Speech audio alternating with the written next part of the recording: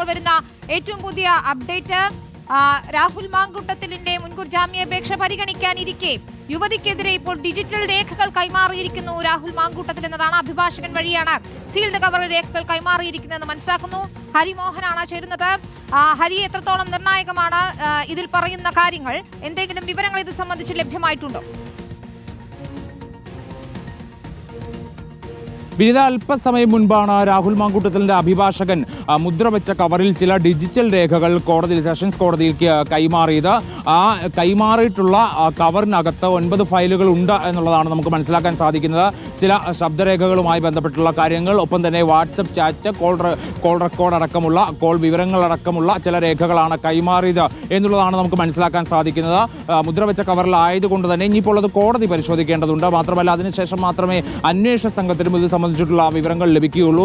മുൻകൂർ ജാമ്യാപേക്ഷ ബുധനാഴ്ച പരിഗണിക്കാനിരിക്കെയാണ് ഇപ്പോൾ ഇത്തരമൊരു നീക്കം രാഹുൽ മാങ്കൂട്ടത്തിലിന്റെ ഭാഗത്ത് നിന്ന് വന്നിട്ടുള്ളത്. അഭിഭാഷകൻ ശേഖർ തമ്പിയിൽ മുഖേനയാണ് ഇപ്പോൾ രേഖകൾ കൈമാറിയിരിക്കുന്നത് എന്നുള്ളതാണ് ലഭിക്കുന്ന പ്രധാനപ്പെട്ട വിവരം എന്ന് പറയുന്നത്. ഇന്നലെ മുൻകൂർ ജാമ്യാപേക്ഷയിൽ തന്നെ രാഹുൽ ചില കാര്യങ്ങൾ സൂചിപ്പിച്ചിരുന്നു. അപ്പോൾ അതുമായി ബന്ധപ്പെട്ടിട്ടുള്ള കാര്യങ്ങളാണോ, രേഖകളാണോ കൈമാറിയത് എന്നതടക്കമുള്ള ചോദ്യങ്ങളാണ് നിലനിൽക്കുന്നത്. മാത്രമല്ല, അത് ഏതെങ്കിലും നിലയ്ക്ക് രാഹുലിനെ സഹായിക്കുന്നതാണോ, അനുകൂലമാവുകയോ എന്നൊക്കെയുള്ള കാര്യങ്ങൾ തുടർന്ന് പരിശോധിക്കേണ്ടത് അന്വേഷണ സംഘമാണ്. ഇപ്പോൾ കോടതിക്ക് മുൻപാകെ നേരിട്ട് അത് ഹാജരാക്കിയിരിക്കുന്നു എന്നുള്ളതാണ് മനസ്സിലാക്കാൻ സാധിക്കുന്നത്. അതായത് മുൻകൂർ ജാമ്യാപേക്ഷയെ സഹായിക്കുന്ന രീതിയിൽ, അല്ലെങ്കിൽ മുൻകൂർ ജാമ്യാപേക്ഷ അനുകൂലമാകുന്ന രീതിയിലേക്കുള്ള തെളിവുകൾ എന്നുള്ള നിലയ്ക്കാണ് പ്രതിഭാഗം അതിനെ അവതരിപ്പിച്ചിരിക്കുന്നത്. ഇനിയിപ്പോൾ കോടതിയാണ് അക്കാര്യത്തിൽ ഒരു അന്തിമ തീരുമാനത്തിലേക്ക് കടക്കേണ്ടത്. പക്ഷേ അതേസമയം തന്നെ ഇന്നിപ്പോൾ ഇത്തരമൊരു നീക്കം നടത്തിയതുകൊണ്ട് രണ്ടാം പ്രതിയായിട്ടുള്ള രാഹുലിന്റെ കൂട്ടുപ്രതിയായിട്ടുള്ള ജോബി ജോസഫിന്റെ മുൻകൂർ ജാമ്യാപേക്ഷ ഇന്ന് കോടതിയിൽ സമർപ്പിക്കില്ല എന്നുള്ളതാണ് അറിയാൻ കഴിഞ്ഞത്. അത് ഇനിയും വൈകും. അങ്ങനെയാണെങ്കിൽ അത് തിങ്കളാഴ്ച മാത്രമേ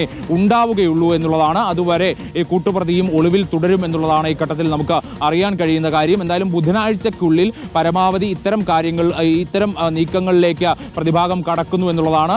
അതുവരെ ഒളിവിൽ തന്നെ തുടരാനുള്ള തീരുമാനത്തിലേക്ക് രാഹുൽ കടക്കുന്നു, അല്ലെങ്കിൽ അങ്ങനെ ഒരു തീരുമാനം എടുത്തു കഴിഞ്ഞു എന്നുള്ളത് കൂടി നമുക്ക് ഈ നിമിഷം മനസ്സിലാക്കാൻ കഴിയുന്ന കാര്യമാണ്. അതേസമയം തന്നെ പോലീസും ഇതുമായി ബന്ധപ്പെട്ടിട്ടുള്ള ചില കാര്യങ്ങൾ പരിശോധിച്ചു കൊണ്ടിരിക്കുകയാണ്. യുവതിയുടെ മൊബൈൽ ഫോൺ നിലവിൽ കസ്റ്റഡിയിൽ എടുത്തിട്ടുണ്ട്, അല്ലെങ്കിൽ അത് ശാസ്ത്രീയ പരിശോധനയ്ക്കായി എടുത്തിട്ടുണ്ട്. ശാസ്ത്രീയ പരിശോധനയ്ക്ക് ഇതിനോടകം അയച്ചിട്ടുണ്ട് എന്നുള്ള വിവരം കൂടി ലഭിക്കുന്നുണ്ട്. അതിനകത്തു നിന്ന് ലഭിക്കുന്ന വിവരങ്ങൾ വളരെ പ്രധാനപ്പെട്ടതാണ്. വാട്സപ്പ് ചാറ്റുകളുടെ ആധികാരികത, ശബ്ദരേഖയുടെ ആധികാരികത ഒക്കെ തന്നെ സ്ഥിരീകരിക്കേണ്ടതുണ്ട്. അത് ശാസ്ത്രീയ തെളിവ് എന്നുള്ള രൂപത്തിൽ തന്നെ രേഖപ്പെടുത്തേണ്ടതുണ്ട്. അതിന് ഈ പരിശോധന പൂർത്തിയാകേണ്ടതുണ്ട്. അതേസമയമാണ് രാഹുൽ മാങ്കൂട്ടത്തിന് വേണ്ടി കൂടുതൽ പരിശോധന, അന്വേഷണമൊക്കെ തന്നെ നടത്താനുള്ള തീരുമാനത്തിലേക്ക് എത്തിയിരിക്കുന്നത്.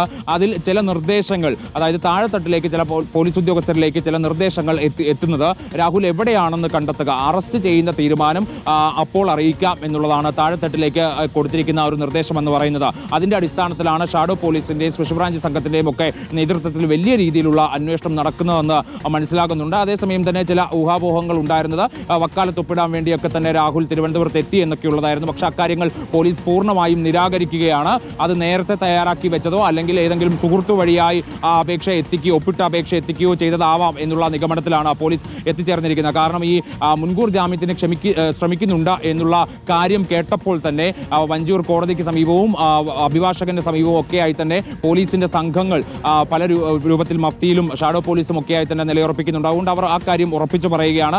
രാഹുൽ ഒളിവിൽ തന്നെ തുടരുകയാണ് എന്നുള്ളത് തന്നെ അന്വേഷണ സംഘം പറയുന്നു. എന്തായാലും ബുധനാഴ്ചക്കുള്ളിൽ രാഹുൽ പ്രത്യക്ഷപ്പെടാനോ അല്ലെങ്കിൽ പോലീസിന് മുന്നിൽ കീഴടങ്ങാനോ ചോദ്യം ചെയ്യലിന് ഹാജരാകാനോ ഉള്ള സാധ്യത നിലനിൽക്കുന്നില്ല എന്നുള്ളതാണ് അവർ ചൂണ്ടിക്കാണിക്കുന്ന കാര്യം. അതേസമയം തന്നെ പ്രതിഭാഗത്തിന്റെ ഭാഗത്തു നിന്ന് മറ്റെന്തെങ്കിലും തരത്തിലുള്ള നീക്കം ഈ ദിവസങ്ങളിൽ ഉണ്ടാകുമോ എന്നുള്ളതാണ് ഏറ്റവും അധികം ശ്രദ്ധിക്കേണ്ടത്.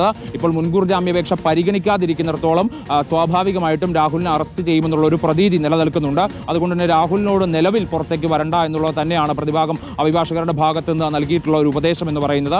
അതുകൊണ്ട് ഇനിയിപ്പോൾ ഏതെങ്കിലും നിലയ്ക്ക് കൂടുതൽ തെളിവുകൾ, ഡിജിറ്റൽ രേഖകളോ അല്ലെങ്കിൽ മറ്റേതെങ്കിലും തരത്തിലുള്ള രേഖകളോ കോടതിയിൽ സമർപ്പിക്കുമോ എന്നുള്ളതൊക്കെ നോക്കിക്കാണേണ്ടതുണ്ട്. അതുപോലെ തന്നെയാണ് പോലീസിന്റെ അന്വേഷണം മുന്നോട്ട് പോകുന്നത്. ജോബിയുടെ മുൻകൂർ ജാമ്യാപേക്ഷ കൊടുത്തിട്ട് പോലും ഇല്ലാത്ത സാഹചര്യത്തിൽ ജോബിയെ കുറിച്ച് കൂടി ഇപ്പോൾ കാര്യമായി തിരക്കുന്നുണ്ട്. കാരണം ജോബിയെ കസ്റ്റഡിയിൽ ലഭിച്ചു കഴിഞ്ഞാൽ കൂടുതൽ ഈ അന്വേഷണത്തിന് നിർണായകമായിരിക്കും എന്നുള്ളതാണ് കരുതുന്നത്. കാരണം ഇതിൽ ഏറ്റവും പ്രധാനം രാഹുലിന്റെ യുവതിയുടെ മൊഴി അനുസരിച്ചാണെങ്കിൽ ഈ ഗർഭചിത്രത്തിനുള്ള ഗുളികകളൊക്കെ കൊണ്ടുകൊടുത്തത് ഈ ജോബിയാണ്. അപ്പോൾ രാഹുലിനെ ചോദ്യം ചെയ്യുന്നതിന് സമാനം തന്നെയാണ്. ജോബിയെ ചോദ്യം ചെയ്യുന്നതിനും നിർണായകമായ വിവരങ്ങൾ ലഭിക്കും എന്ന് തന്നെയാണ് അന്വേഷണ സംഘം പ്രതീക്ഷിക്കുന്നത്. ഇയാളും ഒളിവിലാണ് എന്നാണ് നമുക്ക് നിലവിൽ മനസ്സിലാക്കാൻ സാധിക്കുന്നത്. ഇയാളുടെ ഫോൺ സംബന്ധിച്ചോ അല്ലെങ്കിൽ ലൊക്കേറ്റ് ചെയ്യാനോ ട്രാക്ക് ചെയ്യാനോ എന്തെങ്കിലും സാധിച്ചിട്ടുണ്ടോ അന്വേഷണ സംഘത്തിന്?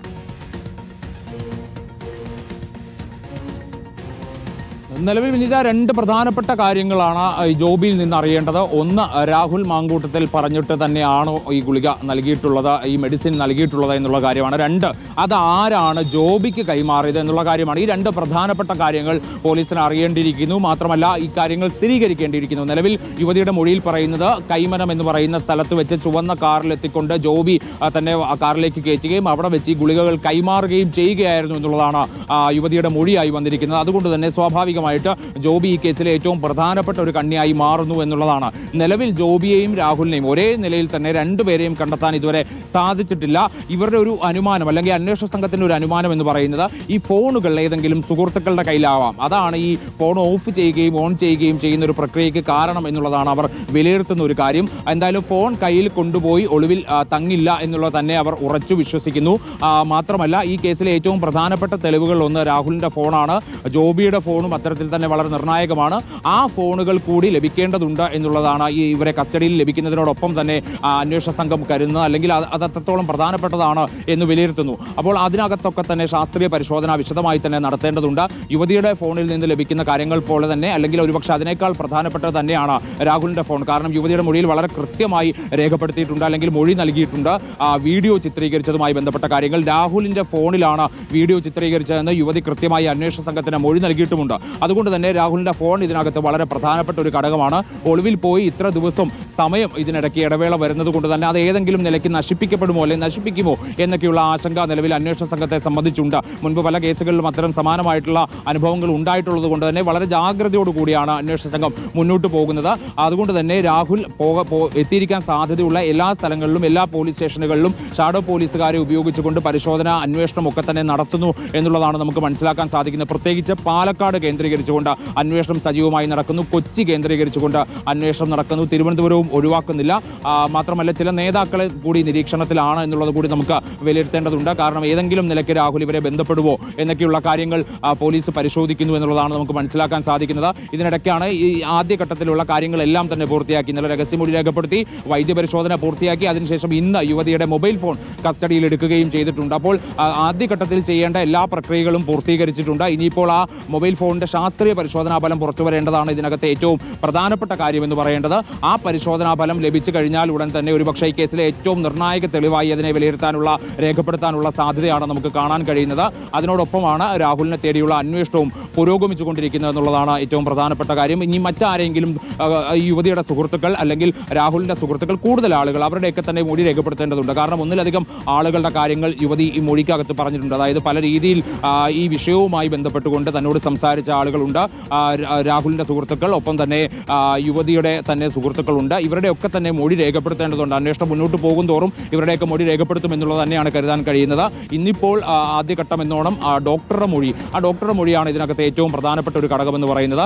ഈ ചികിത്സിച്ച ഡോക്ടർ ഈ കാര്യങ്ങൾ, അതായത് മെഡിക്കൽ രേഖകൾ സാധൂകരിക്കുന്ന തരത്തിൽ മൊഴി നൽകി കഴിഞ്ഞാൽ അത് അന്വേഷണത്തെ വലിയ രീതിയിൽ സഹായിക്കുകയും തെളിവുകളെ കൂടുതൽ ബലവത്താക്കുകയും ചെയ്യുമെന്നുള്ളതാണ് കരുതുന്നത്. കാരണം ഡോക്ടർ തന്നെയാണ് ആ മെഡിക്കൽ രേഖകളിൽ ഒപ്പിട്ടിട്ടുള്ള ഡോക്ടർ. അതായത് ഈ ഗർഭചിത്രത്തിന് ശേഷം യുവതിയുടെ ആരോഗ്യനില വളരെ മോശമായി എന്നുള്ളതും, ഒപ്പം തന്നെ ആ മരുന്ന് കഴിച്ചാൽ ഉണ്ടാകുന്ന പാർശ്വഫലങ്ങൾ എന്തൊക്കെയാണെന്നുള്ളതും അതിനുശേഷം ഉണ്ടായ ബ്ലീഡിംഗ് അടക്കമുള്ള കാര്യങ്ങളും ഒക്കെ തന്നെ മെഡിക്കൽ രേഖകളിൽ രേഖപ്പെടുത്തിയിട്ടുണ്ട്. ആ കാര്യങ്ങൾ ഡോക്ടർ കൂടി സ്ഥിരീകരിച്ച് മൊഴി നൽകി കഴിഞ്ഞാൽ അന്വേഷണത്തിന് അത് വലിയ രീതിയിൽ ഗുണകരമാകുമെന്ന് തന്നെയാണ് പ്രധാനപ്പെട്ട കാര്യം. മാത്രമല്ല തുടക്കം മുതൽക്ക് തന്നെ ഇക്കാര്യങ്ങളൊക്കെ അറിയാമായിരുന്ന യുവതിയുടെ ചില സുഹൃത്തുക്കളുണ്ട്. അവരുടെ അടുത്തുനിന്ന് കൂടി ഇത്തരത്തിലുള്ള കാര്യങ്ങൾ ചോദിച്ചറിയേണ്ടതുണ്ട്. അതിനുവേണ്ടിയുള്ള നീക്കത്തിലാണ് ഇപ്പോൾ അന്വേഷണ സംഘം. വിനീത.